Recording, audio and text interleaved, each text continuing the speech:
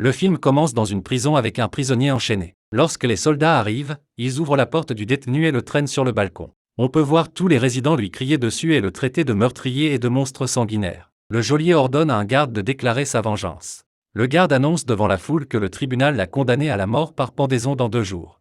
Cependant, avant de le pendre, le bourreau lui brisera les mains et les pieds. Et tout le monde est pris de vertige en l'entendant. L'histoire se déroule maintenant quelques années plus tôt, lorsque nous voyons une vue du marché aux poissons de Paris, qui était le quartier le plus sale et le plus puant de la ville. Les gens gagnaient leur vie en vendant de la viande et du poisson. Ici, nous voyons une vendeuse de poissons qui donne naissance à un enfant mort. Cette femme avait auparavant élevé 4 enfants morts, qu'elle jetait ensuite dans le ruisseau avec les poissons pourris. Cependant, elle a maintenant donné naissance à un enfant vivant. Mais, croyant qu'il est mort, elle le jette également dans le ruisseau. L'enfant se met alors à pleurer à cause de l'odeur du poisson pourri. Lorsque les gens le remarquent, ils commencent à maltraiter sa mère. C'est le même enfant que le prisonnier dont la punition a été annoncée. Il s'appelait Jean. Il possédait 2 qualités. Premièrement, il possédait un odorat parfait. Deuxièmement, si quelqu'un le quitte, cette personne meurt en quelque sorte. Sa mère, qu'il avait jetée dehors après sa naissance, est condamnée à mort. Et Jean est envoyé à l'orphelinat de Madame Gulot, où elle avait l'habitude d'accueillir des enfants pour de l'argent. Cependant, les enfants de l'orphelinat ne se sentent pas sûrs de leur importance, et ils tentent d'assassiner Jean. Mais Gulot le sauve en venant sur place et en battant ses enfants. En raison des difficultés rencontrées à l'orphelinat, Jean a été incapable de parler pendant 5 ans. Mais il sait tout grâce à son odorat. En raison de la capacité limitée de l'orphelinat, Gulot le vend à un collectionneur de peaux d'animaux lorsqu'il a 13 ans. Au moment où Jean part, des voleurs tuent Gulot et lui volent tout son argent. L'acheteur de Jean apprécie le dur labeur de Jean. Il l'emmène également en ville, où Jean fait sa première expérience du monde merveilleux et des odeurs après être sorti de l'odeur. Après avoir laissé ses bagages, Jean est attiré par une parfumerie. Il regarde une commerçante qui tient un parfum connu. Simultanément, il sent une autre odeur émanant d'une vendeuse de fruits. Sa beauté l'a captivé. La fille lui donne des fruits parce qu'elle pense qu'il a faim, mais Jean attrape sa main. Sur elle, elle quitte l'endroit en ressentant de la peur. Mais Jean la retrouve en utilisant son odorat. Il s'assied derrière son dos. La fille soupçonne que quelqu'un l'observe derrière son dos. Et elle hurle de terreur. Jean, de son côté, ferme la bouche de la fille pour ne pas attirer l'attention sur elle. Ainsi, les gens ne se rassemblent pas à cet endroit. Alors que la foule se disperse, Jean retire sa main de la bouche de la fille, mais elle était morte. Et son odeur se dissipait lentement. Jean s'inquiète, où l'odeur a-t-elle disparu?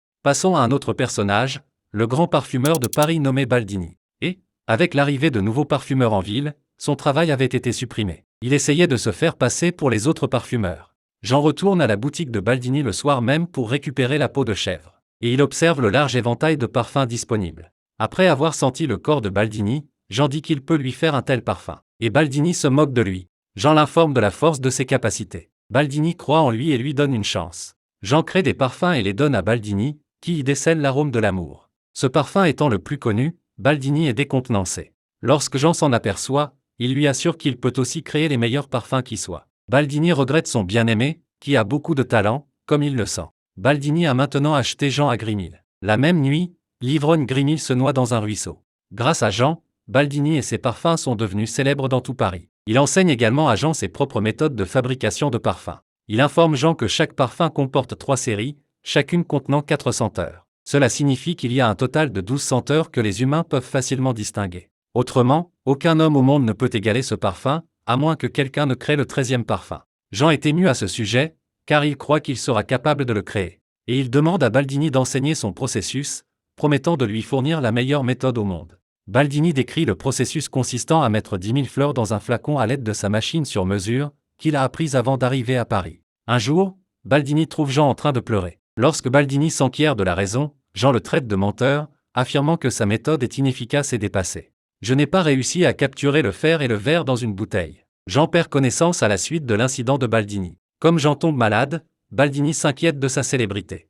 Jean demande à Baldini quels sont les autres procédés, et celui-ci lui parle de l'extraction du parfum à partir de la graisse de peau animale. Baldini lui demande de se rendre à Grasse. En échange, il lui demande 1000 formules. Jean apprend de Baldini l'existence du poste à Grasse. Alors que Jean s'éloigne, la maison de Baldini est réduite en poussière, le tuant. Lorsque Jean se rend à Grasse pour la première fois, il éprouve pour la première fois un sentiment de liberté. Il n'est plus l'esclave de personne et peut prendre ses propres décisions. Il y a maintenant 2 routes pour aller à Grasse, l'une à travers le village et l'autre à travers les montagnes. Il passe maintenant par les montagnes. En chemin, il remarque une grotte et décide de s'y reposer. Il s'endort paisiblement après y avoir passé plusieurs jours, et il rêve un jour de la vendeuse de fruits. À son réveil, Jean commence à sentir son corps, mais il ne détecte pas l'odeur de son propre corps. Il se rend compte qu'il n'a pas sa propre odeur en prenant une douche sous la pluie. Le lendemain matin, alors qu'il se rend à Grasse en voiture, il détecte le même parfum de la vendeuse de fruits. Il remarque que la plus belle fille descend de la voiture. Lorsqu'il le remarque, il la poursuit et se rend à Grasse. Il entre dans un palais appartenant à l'homme le plus riche de Grasse, Richie, sur son chemin pour suivre cette fille. Laura, l'adorable fille, et sa fille, qui était la plus belle dame de Grasse. Jean travaille pour une dame dont le mari la surveille de près. En vivant en leur compagnie, Jean apprend à utiliser les deux méthodes pour fabriquer du parfum à partir de graisse animale. Il utilise la première technique sur sa collègue de travail. Il essaie de faire bouillir le cadavre de cette fille dans une cuve avec de la graisse animale, mais il échoue. Dans la deuxième phase, il prend une prostituée et la luit avec de la graisse animale sur un chiffon. Jean rase la tête de cette fille après l'avoir tuée. Il enveloppe également son corps mort dans un tissu après l'avoir lustré. Et il réussit à extraire du parfum de ce linge selon le procédé décrit par Baldini, qu'il teste sur le chien adoré de la prostituée. Puis il crée une série de 13 flacons basés sur l'histoire racontée par Baldini. Cela signifie le meurtre d'une fille pour chaque bouteille. Toutes les filles et tous les garçons présents à la fête d'anniversaire de Laura jouent à cache-cache. Jean, voyant une opportunité, arrive et attaque Laura. Mais elle survit, et les jumelles de la fête disparaissent. Nous savons maintenant que Jean a fabriqué les deux premières bouteilles du jeu, tuant ces deux filles. Les corps des deux filles sont vus flottant dans la rivière sous le pont de la ville.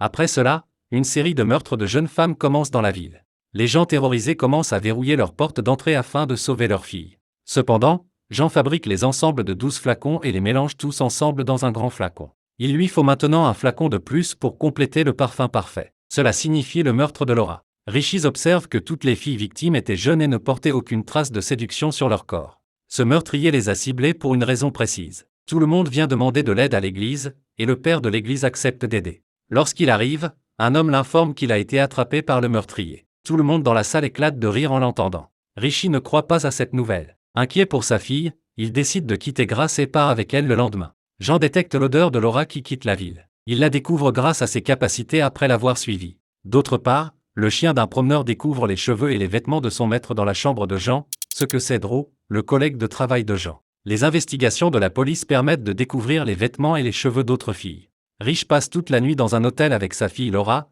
gardant les clés de la chambre de sa fille dans sa propre chambre. Jean s'empare de la clé de la chambre de Rich et se rend dans la chambre de Laura. Le lendemain, Richie entre dans la chambre de Laura et pleure bruyamment en voyant le cadavre de Laura. Jean a maintenant réussi après avoir fabriqué la 13e bouteille et l'avoir mélangée à sa dernière bouteille. Jean est maintenant arrêté par la police. L'histoire commence à nouveau lorsque la punition est annoncée après 2 jours. Les gens sont venus assister de loin à la mort de Jean. Alors qu'ils le font sortir de la prison, Jean voit une chance et ouvre le bouchon de la bouteille. Alors que les gens attendent Jean, il s'avance vers le bourreau, qui émerge du carrosse habillé en roi.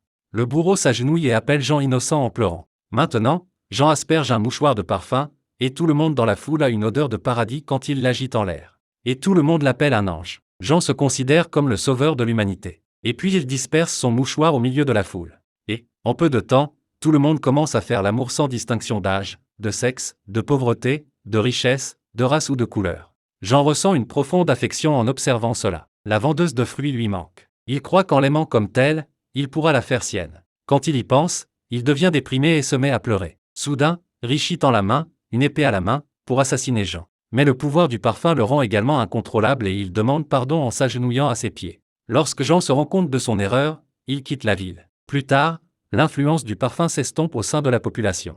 Jean se rend maintenant au marché aux poissons de sa ville natale. Il sort le flacon de parfum de sa poche et s'en asperge. Suite à cela, toutes les personnes présentes dans la foule sont attirées par Jean à cause de l'odeur du parfum, et elles le tuent en le déchirant. La vie de Jean s'achève de cette façon. Et le film se termine ici.